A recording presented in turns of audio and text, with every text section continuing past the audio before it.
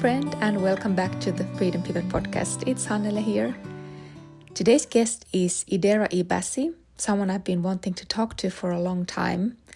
We were brought together by a shared passion for intuition, but what I didn't expect was to learn about the Freedom Pivot that was guided by a stranger at a party, saying exactly the words she needed to hear.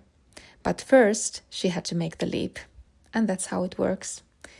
Idara is an attorney, life coach, and a corporate energy strategist. And this is her Freedom Pivot.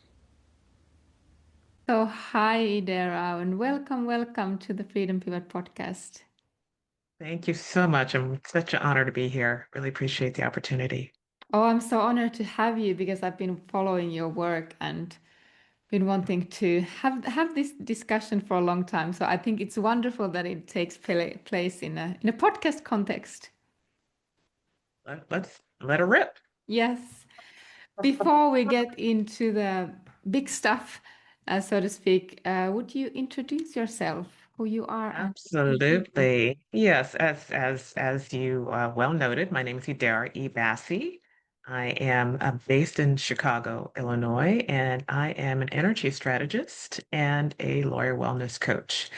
And with my personal development practice, Joy Counsel LLC, I work primarily with mid-career women lawyers and assist them with reconnecting them with their inner resilience, authenticity, and wellness so they can meet the challenges of the profession while remaining intact, aligned, and empowered in the process. And my work has very much been described as dealing with the internal aspects, the inner life of lawyering, which a lot of women do tend to grapple with. It is a primarily male profession. And somehow to make your way, navigate that hierarchy and making sure that your soul doesn't get you know, put on the cutting room table, per se. Oh, I love that. I love that. And how did you end up here to be working with with soul and intuition and energy strategies? Question. Such That's a great intriguing. question. Well, I'll have to go back in time to when I started studying to be a lawyer. One of my favorite spiritual teachers, Eckhart Tolle, said it this way, that one of the gifts of being an outsider is that it snaps you out of complacency by default. And here I am, a woman of color, attending law school in predominantly white city, surrounded by people that are obviously of that persuasion as well, and became very quickly became aware of the fact that, okay, I do not have a built-in constituency of people cheering me on. So the option of just going with the flow or just floating down the river or an established path wasn't available to me. And one thing you come into awareness very quickly is that when you decide that, that sea of blue suits doesn't hold my truth, you are forced to ask yourself, it's like, okay, well, that does not represent who I am and what resonates with me. What do I stand for? So I was forced in that position of internal inquiry very early on. And well, it made my task or my path there, initially more challenging on some level, but I'm very grateful for that experience because the tools, the practices that I cultivated to create that core of inner strength, because that validation from external sources just wasn't available. So that has, really formed the foundation of my work. It's like, how did I get through that experience intact? And even making a decision very early on that I'm not going to let this pursuit of legal education, these hoops that I have to jump through, make me unravel my fundamental sense of self and self-worth. And so those, it's kind of on-the-job training. It's like you're thrown out into the ocean and you have to sink or swim. And I decided I wanted to swim. in the ocean that you actually get to define and not by not be defined by Absolutely. others. Absolutely. And that came later. That came later because you're presented with a certain construct and you get to know the rules of that construct and you decide, okay, what speaks to me, what doesn't, where are the areas of misalignment, and use those points of misalignment as data points, if you will, which I didn't know so much at the time, what has emerged in my work and in my understanding of, okay, these points of stress, they're not just merely a set of complaints.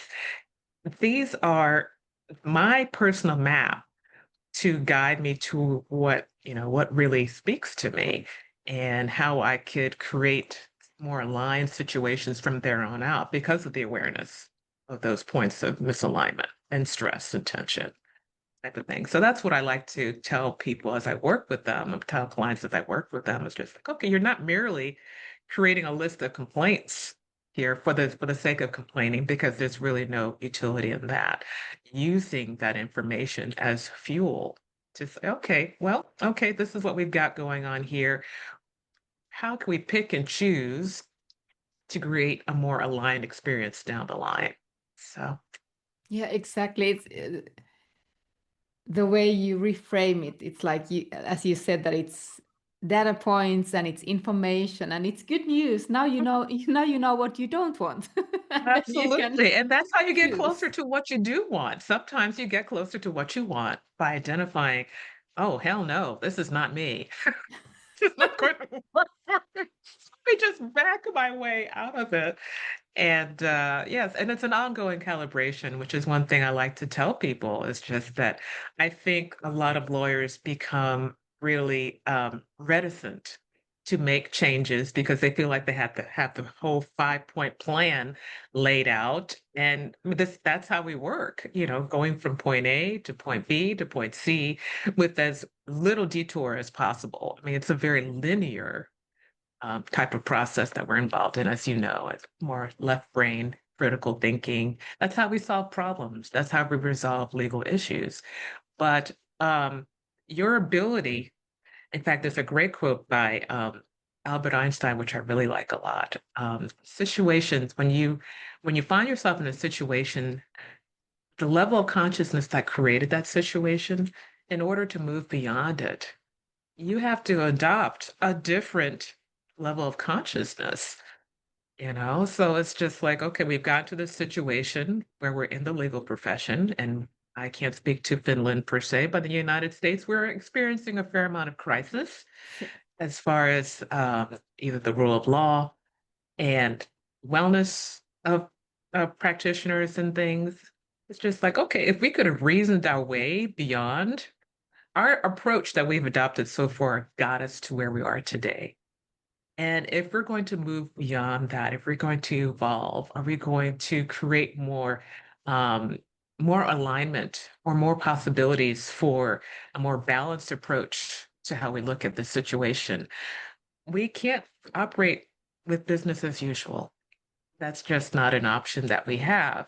And that's a hard sell for people, particularly lawyers. I mean, you're dealing with a demographic that is heavily invested as far as time, energy, and resources in learning how to be a certain way in the world, how to address their client challenges. And so for them to consider that, oh, this way of seeing things it's not answering the questions that I have now at this state of my either my career or this stage of my life and what have you. It's just like, oh, wow, that's a tough pill for a tough pill for people to swallow. But I'm firmly of the opinion that, hey guys, we've got to do something here. And so it's my job, or in many respects, I feel like I'm serving as a bridge to gently introduce Mm. these concepts to what I consider to expand the definition of what constitutes information we should take into account, which I know you run across with your intuitive research, but that's really all it is. That's the way I present it. It's just, okay, we're expanding the definition of what constitutes information.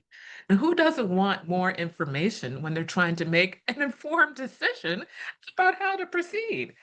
So if you can kind of wrap your head around that and then dangle the carrot of improving your lawyering, your lawyering abilities, it's not quite the woo-woo thing that it's often presented to be, even though I'm very much team woo-woo, but I am Me very too. aware of how Mm. to kind of be a bridge between those two realms. I mean, I go back and forth between two sides of my brain all the time.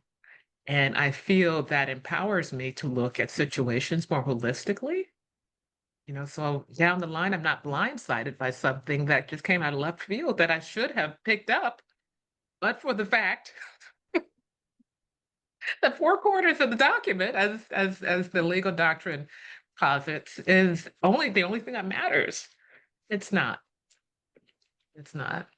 That's So so true. And the way you describe, like gently introducing this concept, like not forcing anything or not attacking anything, but really like introducing this new possibility. Because the way I've experienced it with so many lawyers, that there is also sadness about how did I how did I end up here, and then does it mean that my education doesn't have any value, or where does my life's work go now, and all of these like really profound questions. And it's not about belittling what you already have, not but at it's all. just like opening up to these new Not at realities. all. In fact, I tell people all the time, my colleagues all the time, I would never advocate that you throw your intellect outside the window. Mhm. That's not what we're doing here. We are looking at consciously cultivating an additional skill set when joined with our prodigious linear thinking and critical thinking capabilities. We have more available. Our due diligence, I think, will be more responsive if we decide, okay, we're going to, even if you don't know what to do with an intuitive insight, the fact that you recognize it alone may open the door to, hey, can I talk to your colleague? Can I get second set of eyes on this particular document? This person I'm planning to hire, can we do a little bit, some additional background checks? Just we don't have to be, very, I guess, woo-woo about it. We just have to be matter of fact. We're making some big decisions here, and there's a lot at stake. And it would behoove us to turn over as many stones as possible to make sure the decision that we do make is fully responsive to the challenge at hand. That's all there is. And if you could stay in that realm, I think that's actually quite a victory if you could. It's Yes. quite a victory for many people. So I'm not an evangelist. I have no interest in becoming an evangelist. And I have no interest in, oh, protesting about, oh, inner work. We all have to do inner work. It's like I honor where people are in their path, just as I would expect people to extend the same to me in return. But I do see that we cannot proceed the way that we're proceeding right now is not sustainable. It truly isn't. And I also noticed that, for some people, they heed the nudges of the universe, but other people need the two by four. And I just like, why do we need to wait till your arm falls off to change the way that you're doing things? Why can't we can be proactive and notice these misalignments, these areas of misalignment or unease and tension beforehand and work with them and look at the energetics of the situation so we can do prescriptive changes rather than wait for the next crisis. So that's just, I mean, that's the way I roll. And so my lived experience informs this type of thinking. So It's music to my ears, music to my ears to hear it all about it this. seems to make sense to me, but for a lot of people, it's just like, hello, hello. But there's so much research already about how people, what kind of information people have and how they use it. And also lawyers, this applies to lawyers, but there's also so much research on lawyers about their decision making and problem solving. And we use intuitive capacities actually first, and then afterwards our analytical Absolutely, brain explains how we got to the point. So it's not like we are actually not even changing that much, but we are just becoming aware and then be intentional about this capacity. How can we absolutely. actually be better at this? Absolutely. Absolutely. Very practical application as far as, preparing for trial, deciding hiring decisions, shaping your arguments, self-promotion. That there are just so many practical applications. And for us to just kind of cut it off just because it's, you have this perception that you don't want to appear too unhinged. You're cutting yourself off from a very rich source of information that if you can leverage and strategically position yourself, why wouldn't you take advantage of that? I don't understand it. I Exactly. don't understand it. And then there are personal applications as well. I do remember very poignantly, I will never forget this gentleman's face. One of the first trainings I did for the state bar on cultivating your intuitive capabilities. A lawyer came to me during a break in one of the we did like a pairing up exercise where individual lawyers were paired up with another colleague. And I had them exchange personal objects and use the objects to scan, just do an energy scan, and just literally just vocalize the impressions that they received.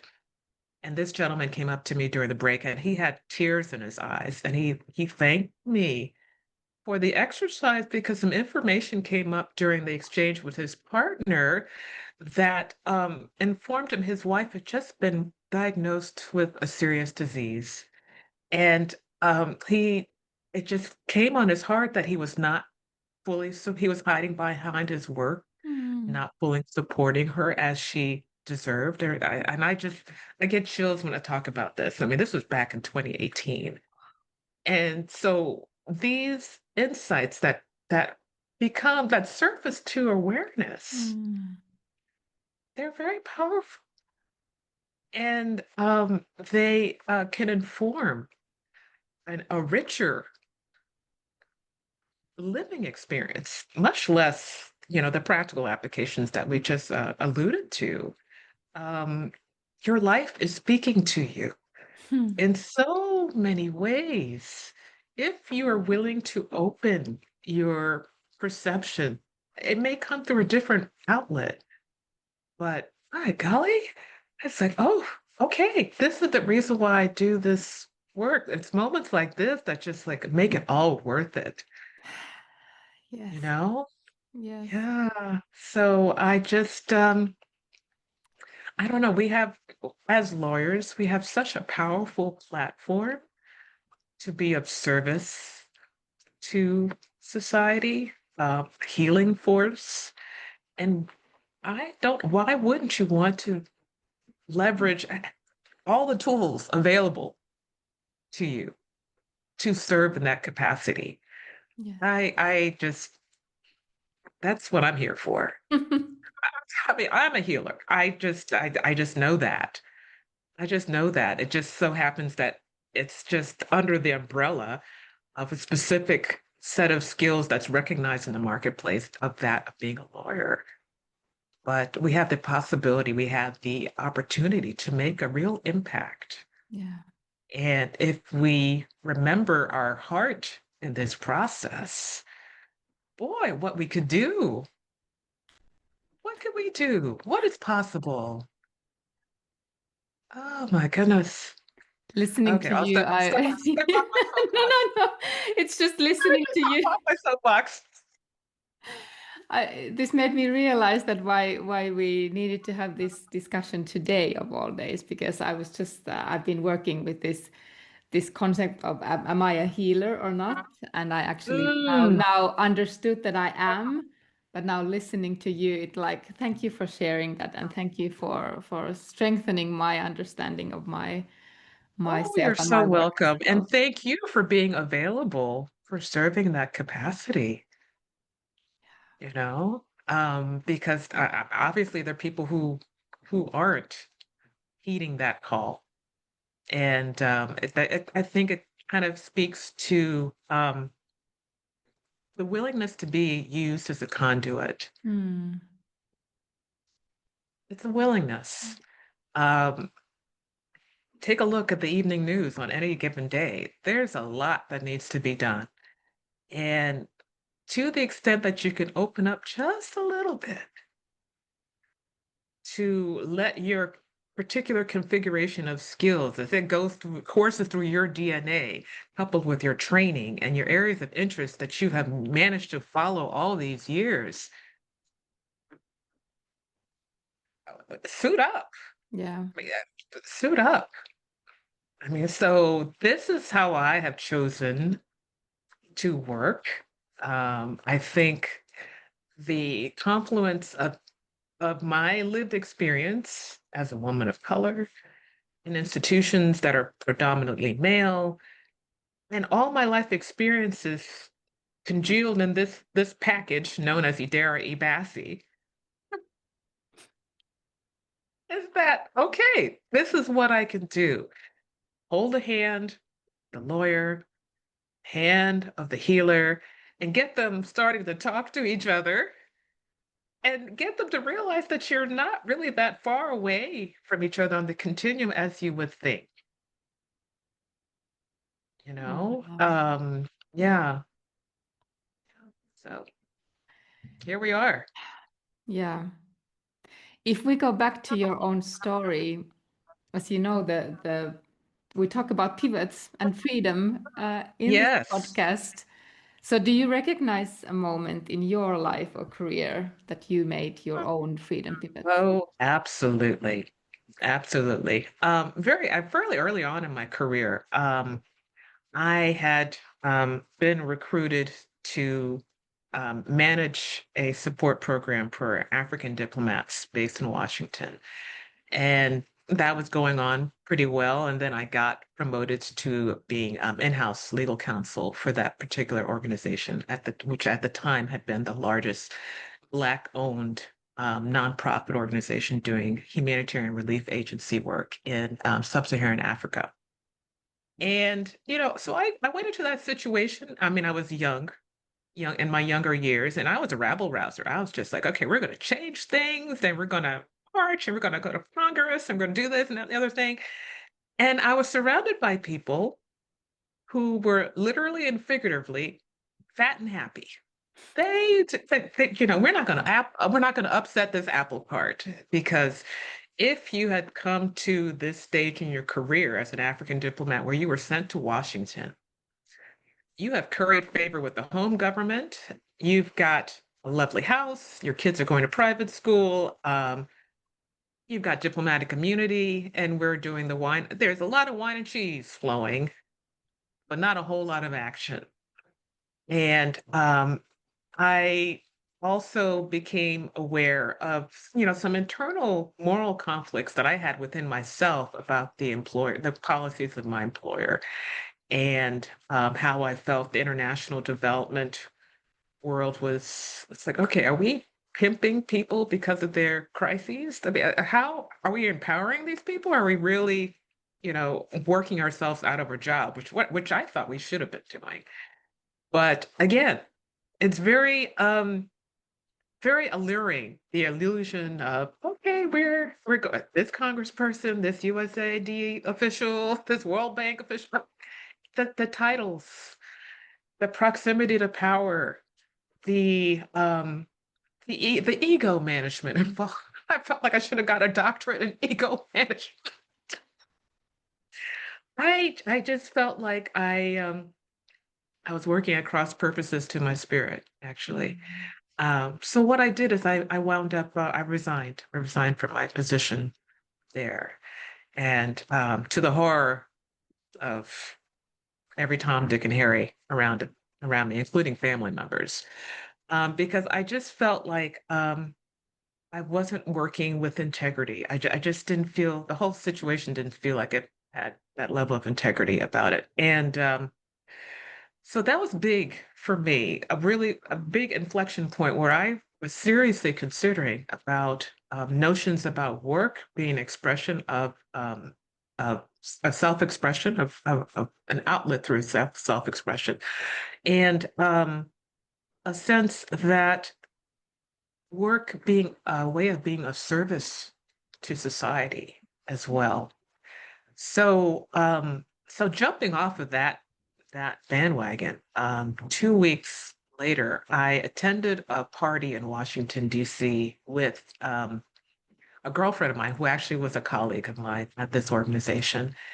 And things were going along, and it's just one of those moments where you feel like you see in the movies where it just seems like the whole environment just stops. Mm. And I overheard a conversation, and this gentleman was saying, does anybody know of a lawyer that speaks French that's available to join an international management consulting in North Africa? And I was just like, and my girlfriend looked at me. I looked at her. It's like, me. And within the month of leaving that position, I found myself on a plane to Casablanca, Wow. work doing international management consulting. And I was working on a commercial impediment study for women. It was just thought, oh my gosh, this is so cool. And that to me was one of the most powerful validations of a different way of being in the world. Mm. Because when I resigned from that position, I mean, I had a vague sense I might want to do some consulting work. I had cobbled together 3 months of living expenses. I said, okay, if I'm going to jump off this ship, I'm going to give myself a little bit of a runway. So Mm. we're not, 3 meals a day, you get used to that. And you You kind of get used to eating. know, one of those things that kind of require. And I remember that I went to the printer shop and printed up a little business card and made up a consultancy name for it. I didn't have any clients, but that to me was the beginning of what I consider an experiment of sorts. It's a different way of living in the world. And and that was big for me because I'm a planner. I mean, Team Taurus here. I mean, I'm an Aries, but I know Taurus very well, very, very well, intimately. my plans of worthy of inclusion in the Smithsonian Museum. My plans have plans. So for me to, I guess, have that level of internal, just like, I don't know what's coming next, but I know this is not it. Mm. So that began, again, that set up. So gosh, in September it'll be yeah, 29, 20 year, 29, 28 years since I Mm. made that decision. It's a different way of living in the world. And I have been kind of like my own test case for doing this, um, about how to decide where the linear progression goes. It's not the entire Kit Kat caboodle, and allowing the heart to speak and integrating the two. How does that work? How am I creating my own economy essentially, Mm. where, well, on CNN they may say X, Y, and Z about the economic picture, but I've decided what parameters I will be operating within and what will be guiding my decisions. And it's not the economic picture is, I mean, the economic downturn or this, that's fine if you need to partake of those lessons, those macro level lessons. But I'm here. I am being propelled by something different. Mm. And I've learned how to navigate back and forth between the two to create something that has endured all these years. Because I had decided or made a decision, one of the rules, when we talk about rewriting the rules, one of my rules is that I cannot work cross purposes to my spirit. Mm. Mm. I mean that's not I don't, recommend that for everyone, but that's one of my rules.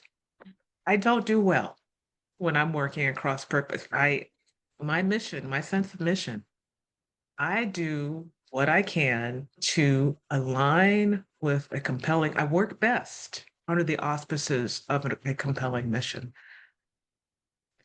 Money's fine. I don't disparage it. I like nice things just like anybody else, but it cannot be the only motivating factor for me anyway. I think my life probably would be easier if it was, and I've tried it. We all try different ways of living and being in the world, and there are a number of different configurations that work for people. But the idea is you have to realize that the status quo is only one iteration as to how life can unfold. Just one. Mm. That means that there are others. I tell people, the one example that just tickles me every time I say it. And you go to the store, to the grocery store, you see a can of peas, and you see them pictured on the can, and they have a little sign that says serving suggestion. If you decide to serve them any other way, are they going to take the can of peas back? Are they going to send you to jail? Or, I mean, it's just a suggestion. Mm. It's not a mandate. So you don't have to serve them on the side of some rice. You can serve them any way you want.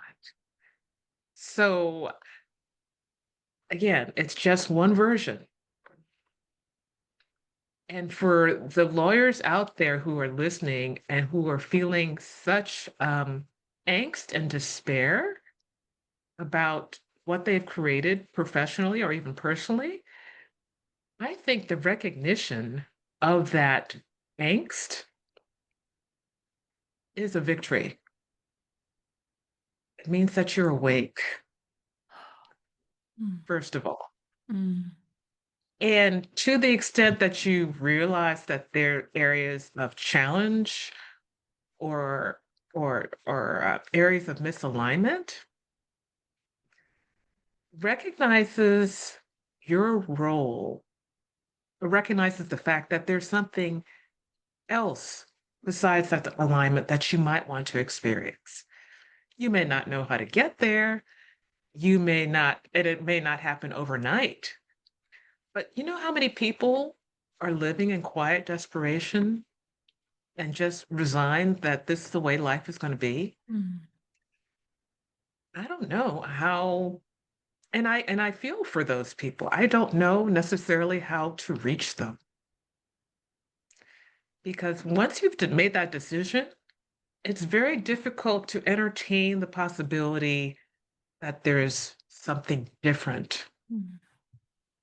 to experience. So the people who recognize the points of, ick, something's happening, something's awake, heart's Mm. working, thinking is happening. Because again, the ability to realize what you want to experience often starts by recognizing what you sure as hell don't want to experience, or you want to experience less of.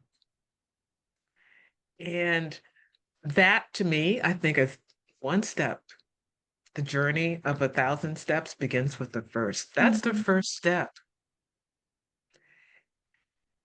What I bring to the table, as far as my work is concerned, is bringing in a portfolio of tools that help. I always tell people my work starts where thinking like a lawyer ends. Mm. Your way of being in the world got you to X here, to move beyond X, to begin to entertain what else is available beyond X. Let's bring in a whole suite of tools that you may not have picked up in law school, just to see what the possibilities are. Just so put a pause on your thinking just for a second. Let's generate an expanded, universe of opportunities. We'll pull back in that linear thinking on the other side and see, okay, what can we explore? What new directions can we explore based on bringing these two areas together? So you start off in total despair here.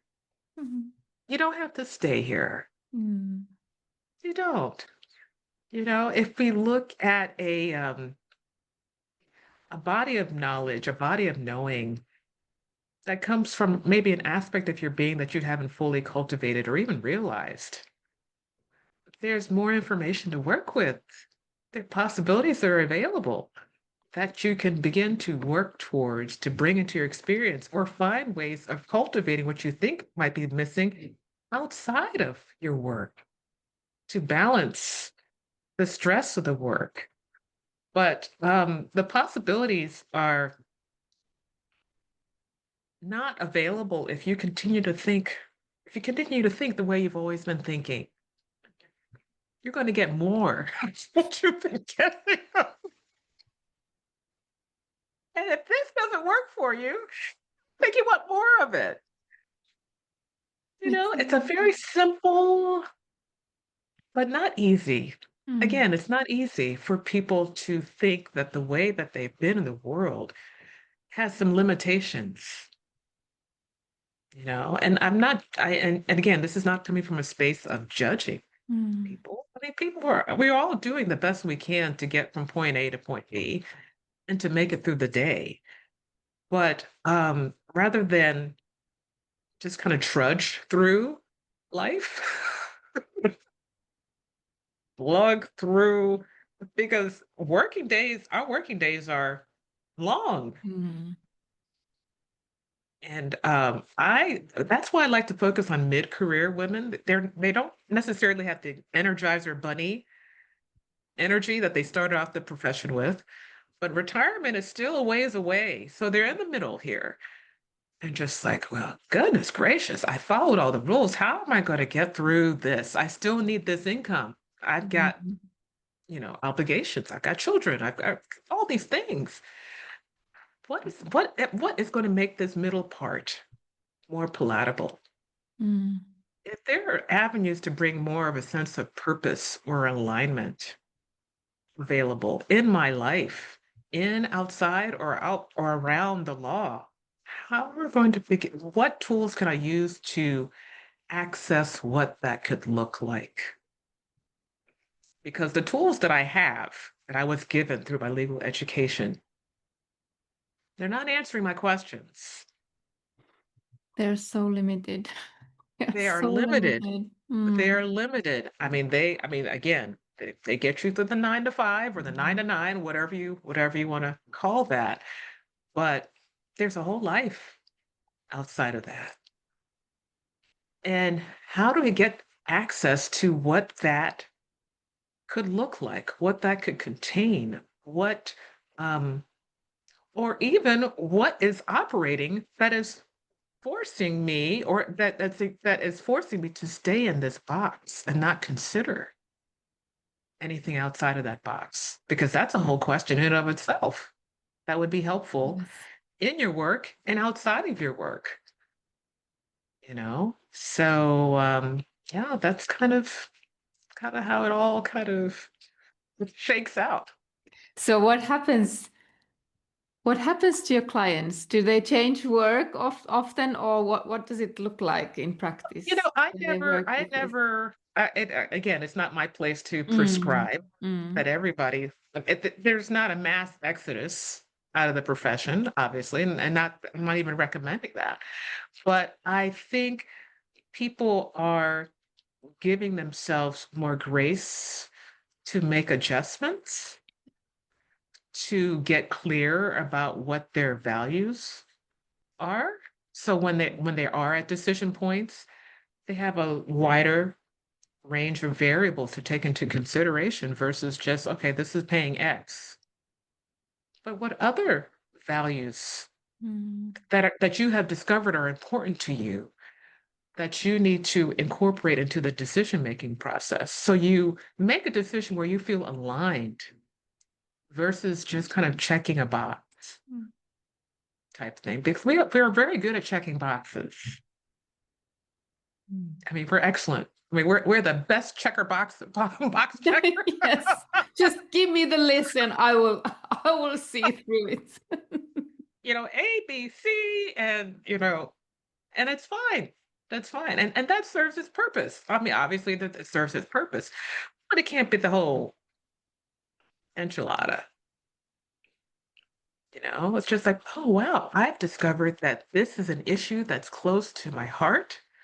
And there's a nonprofit organization that supports that issue and they need some assistance.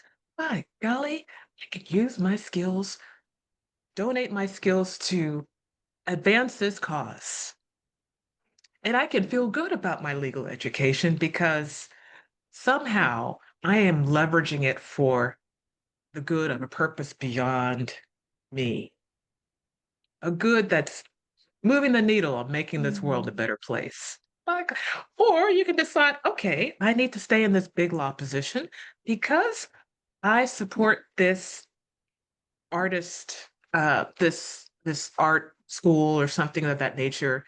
I am able to financially support their mission, and they provide arts education to less advanced, however you want to frame it. I am not saying, I'm not demonizing one version of practice or another, but learning to connect what you do to a sense of purpose goes a long way in making you feel like you're not trapped. You are able to work with a sense of optimized wellness because you know that what you are doing is connected to something that is meaningful, it has a sense of purpose. And even if you feel like you're not able to make changes right away, the fact that that you are waking up, which we live in a society that doesn't necessarily encourage that, keep people, uh, you know, Numb. eyes on the prize. Yeah, keeping Mm. people numb. Mm. Yeah, workers, keeping them worker bees. If we work them hard enough, they won't realize the fact that they don't have a life. They won't notice that, their They're too kids are busy growing to up and notice. they're too busy to notice until, it's just like the divorce petition comes out of nowhere. I had no idea how that happened. Really? Yeah, because you're asleep in your own life. Mm. And there's so many avenues to stay asleep. We got the retail therapy. We've got the substances galore. We've got television, we've got social media. I mean, there are just so many ways to stay distracted and asleep. Mm. And I'm just encouraging people to wake up a little bit. Mm. You don't have to blow up your whole life. It's not sustainable. I mean, sometimes I call myself the responsible bohemian. You make your contributions to your retirement account. You enjoy indoor plumbing. I mean, that's great. Those are wonderful Whatever things. works for you. We talked about 3 meals a day. I do like to eat. But there is more to life than the title. Mm. There's more to life than the name of the firm. And I just think in the past few years in particular, I just see this ongoing vision of, a lawyer, and these things are swirling around them. You know, uh, Institutions that are being re-envisioned or unraveling, norms, traditions, law firms that are capitulating in one way or the other to whatever administration is around. So the things that we thought were secure, that we can count on, they're all being re-envisioned right now. And I think one of the biggest challenges I feel with traveling this path is the tolerance, being able to deal with the level of ambiguity that I never thought I would be able to consciously support. But it turns out it's excellent on-the-job training for the world that we're in. Yes, When and the all these intuitive capacities to actually navigate absolutely these when all these things around fluctuating us, realities. but all these things around us are flying off beyond recognition or evolving beyond recognition. AI, whatever. Your soul. Yeah. That's one thing you'll always have as it speaks through your heart. So that is one way I feel like we can all anchor ourselves and use to evaluate the situations that come across our proverbial plates, whether it be professionally in the legal profession or otherwise. And that to me, I think is very reassuring. Very reassuring because I know, I mean, again, I can speak for the United States where we're going through some unprecedented change in so many ways, on so many levels. And, people are starting to wig and freak out, and for good reason in many respects. But checking in within, where is your truth coming from? It's not on CNN.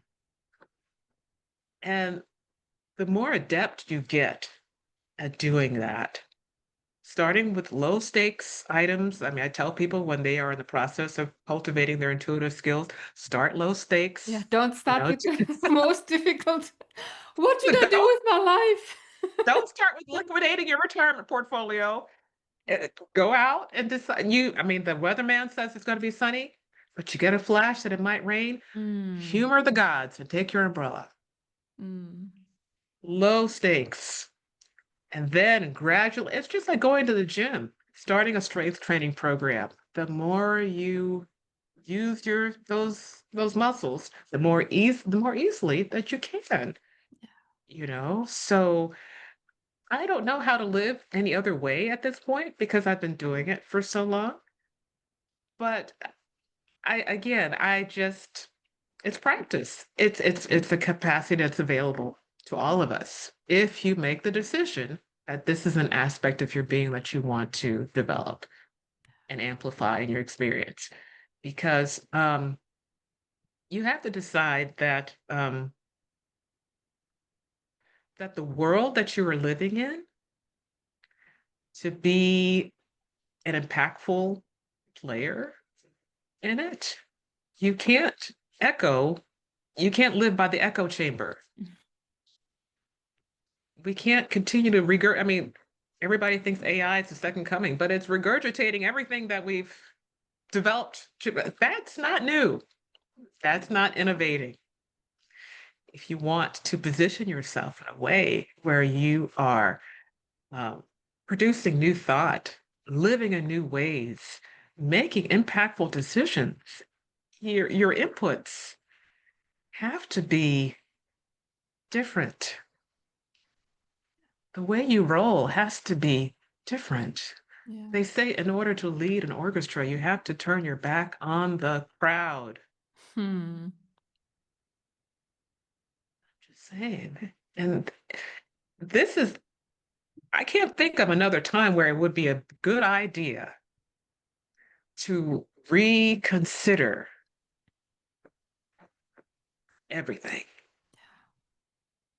Yeah, and I love the fact that you have the word joy in the name of your business, because talking about the tools, how to Sure. access and listen to your soul and your intuition, because joy is it's the most vulnerable feeling, and that's the first thing to disappear when there is no Mhm. alignment. But then when you're actually able to feel joy with some decision, then you know that you're on the right track.